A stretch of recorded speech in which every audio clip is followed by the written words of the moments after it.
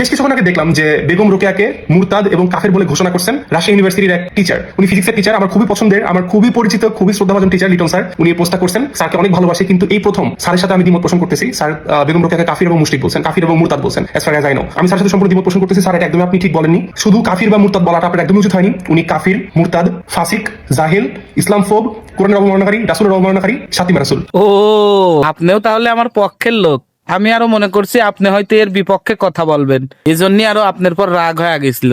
আসলে যাই হোক, এরা শুধু মুরতাদি নয়, ভাইয়ের টাকায় প্রাথমিক পড়েছে, স্বামীর টাকায় উচ্চ শিক্ষায় শিক্ষিত হয়েছে, স্বামীর টাকায় স্কুল খুলে তারপরে এই মহিলা ঘোষণা দিয়েছে মেয়েদের অগ্রযাত্রায় সবচাইতে বাধা হচ্ছে পুরুষ, পুরুষরা নারীদের অগ্রযাত্রায় বাধা। ভাইয়েরটা স্বামীরটাই সবকিছু করিয়ে পুরুষরাই হচ্ছে খারাপ। একটা কথা আছে না যে নেও তাহলে খুব ভালো, দেও না না ভালো না।